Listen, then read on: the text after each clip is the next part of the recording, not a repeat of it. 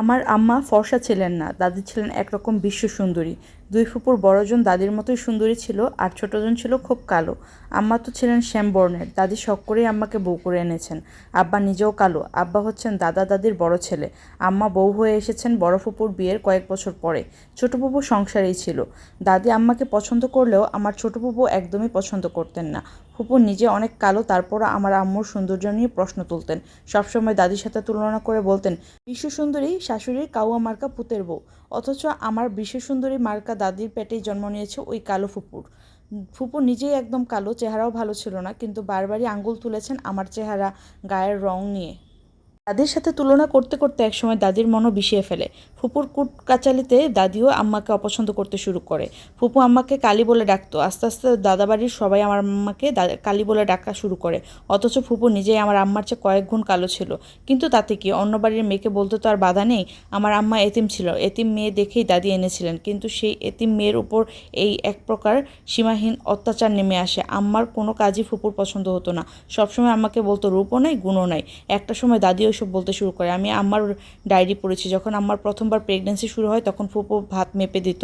মাছ মাংস তো খেতেই দিত না, তরকারিটাও মেপে দিত। অথচ ঘরে খাবারের অভাব ছিল না। প্রেগনেন্ট অবস্থায় ঘরের সকল কাজ আম্মাকে দিয়েই করাতো। ধোয়া মোছা, কুটা বাছা সব কিছুই আমার একা হাতে করতে হতো। কাজের মহিলাটাকেও বিদায় করে দিয়েছিল। দাদি কখনোই সংসারে কাজ করতো না। সুন্দরী মেয়ে দেখে দাদার জন্য বউ করে এনেছিল দাদিকে। দাদির শাশুড়ি নিজেই রান্নাবান্না করতেন, বউকে দিয়ে কিছুই করাতেন না। দাদির শাশুড়ির মৃত্যুর পরে বুয়ারা রান্নাবান্না করে, এরপর আমার বড় ফুপু করে। তারপর শুরু হয় আম্মার পালা। দাদিকে জীবনে রান্নাবান্না করতে হয় না। এদিকে আম্মা যা রান্না করতো সব কিছুর ভুল খুঁজতো ছোটো ফুপু। এমনকি প্রেগনেন্সি অবস্থায় সব কাজ তো আমাকে দিয়ে করাতোই, কাজের আবার ভুলও ধরতো। তারপরে দাদিকে বুদ্ধি দিয়ে শাসাতো। এমনও সময় গেছে 4টা মুরগি আম্মাকে রান্না করতে হয়েছে। তখনকার দিনে গ্রামে মুরগির চামড়াও নিতে হতো, সেই চামড়া বেছে আম্মা 4টা মুরগি রান্না করেছে, কিন্তু আম্মার প্লেটে এক পিস মাংসও দেওয়া হয়নি। অথচ আম্মা প্রেগনেন্ট শরীর নিয়ে এত খেটেছে। সেই সময়টায় ছোটো ফুপু সবসময় বলতো কালির পেট দিয়ে কালিই জন্ম হবে। একটা সময় দাদিও ফুপুর সাথে তাল মিলাতো, বলতো কালির ঘরে কালি হবে। ওই সময়টাতে আমার বড় ফুপুও প্রেগনেন্ট ছিল, কিন্তু ফুপু ছিল তার শ্বশুর বাড়ি। বড় ফুপু কিন্তু আম্মাকে ভালোবাসতো। যথাসময়ে আমার প্রথম সন্তান জন্ম হয়। এটা ছিল আমার বড় বোন। আপুর গায়ের রং একদম ধবধবে ফর্সা। ফুপু বলতো এই ফর্সা থাকবে না, ভাবির কালো গায়ের রং টানবে। আমাদের বাড়ি ছিল গ্রামে। আম্মাকে বউ করে আনার আগে কাজের লোক আমাদের ঘরে রান্নাবান্না সহ যাবতীয় সব কাজ করতো, কিন্তু আমার প্রেগনেন্সির সময় কাজের লোক বাদ দিয়ে দেওয়া হলো। বড় বোনের কাঁথাগুলো ধোয়ার জন্য কাজের লোক রাখেনি। অথচ আমাদের বংশের বউদের এসব কাজ করার আগে কখনোই নজির ছিল না। বাড়ির ভেতরের 3টা পুকুর ছিল। আম্মা চেয়েছিল বাড়ির পেছনের পুকুর পাড়ে বাচ্চাদের কাঁথাগুলো ধোবে, তাহলে পানি তুলতে সুবিধা হবে। কিন্তু পুকুরের পাড়েও আমার বড় বোনের কাঁথা ধুতে দিত না। ছোটো ফুপু বলতো পুকুরের পাড়ে কাঁথা ধুতে করলে পুকুরের পানি নোংরা হয়ে যাবে। পানি উঠিয়ে অনেক দূরে নিয়ে আম্মাকে কাঁথা ধুয়ে আসতে হতো। আমার বড় বোনের জন্মের কিছুদিন পর আমার বড় ফুপুর মেয়ে হয়। ওই মেয়েও খুব সুন্দর, আমার বড় ফুপুর মতনই। ফুপু 15 দিন বয়সী মেয়ে নিয়ে চলে আসে আমাদের বাড়িতে। প্রেগনেন্সির কারণে অনেক দিন বাবার বাড়িতে আসেনি তো, তাই বাচ্চার জন্মের 2 সপ্তাহ পরেই চলে আসে। বড় ফুপু কখনোই আম্মাকে অত্যাচার করেনি। আজব ব্যাপার হচ্ছে, আমার ফুফাতো বোনের কাঁথাগুলো আম্মাকে ধোয়ার আদেশ দেয় ছোট ফুপু, কিন্তু বড় ফুপু আম্মাকে কাঁথা ধুতে দেয় না। এরপর পুরনো কাজের লোক খবর দিয়ে আনা হলো।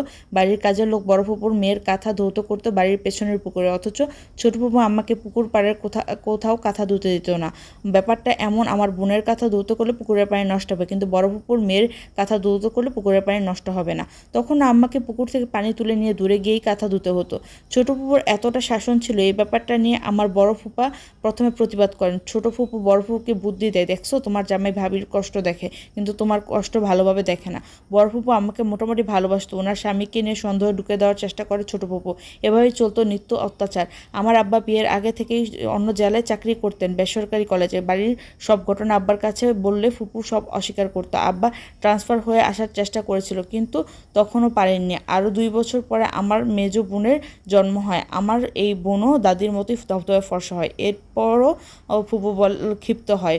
বছর 2 পর আম্মা আবার প্রেগনেন্ট হয়। অত্যাচারের মাত্রা সীমাহীনভাবে বেড়ে যায়।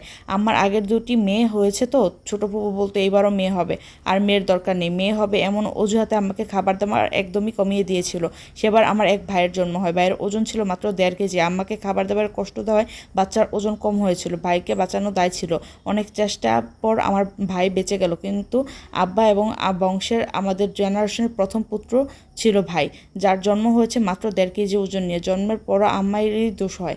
আম্মা নাকি ঠিকমতো স্বাস্থ্যবিধি মেনে চলেনি, তাই কম ওজনের ছেলের জন্ম হয়। মেয়ে দুটো পেটে থাকতে নাকি আম্মা নিজের যত্ন করেছে, ছেলে পেটে থাকতে নাকি আম্মা যত্নই করেনি। এভাবে নিত্য নতুন দোষ খুঁজে বের করা হলো আমার ভাইয়ের জন্মের 7 মাস পরে ছোট ফুপুর বিয়ে ঠিক হয়।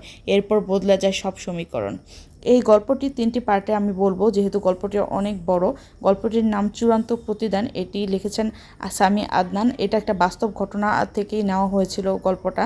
তো একটা আপুর জীবন থেকে এই গল্পটা নেওয়া হয়েছে। আপুটা তার মায়ের জীবনের গল্পটা বলছিল। তো আমি এই গল্পটাকে 3টা পার্টে বলবো, যেহেতু গল্পটা অনেক বড়।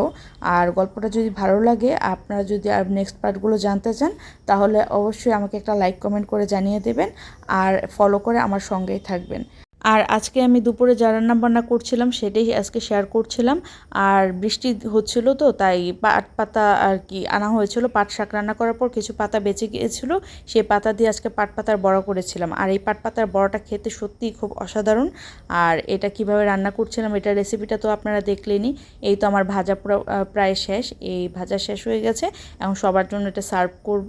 আর এই পাট পাতার বড়াটা আসলে অনেক মুচমুচে হয় আর খেতে আসলে খুব ভালো লাগে, যেহেতু চালের গুঁড়া আর দেওয়া হয় এটার মধ্যে, পরিমাণে বেশি থাকে চালের গুঁড়াটা। আর অল্প একটু ময়দা দিয়ে তারপরে সব ধরনের মশলা যা যা দেখলেন তা মিক্স করে এটা তৈরি করা হয়েছে। বাসায় একবার ট্রাই করে দেখবেন অবশ্যই, এটা আশা করি আপনাদের ভালো লাগবে।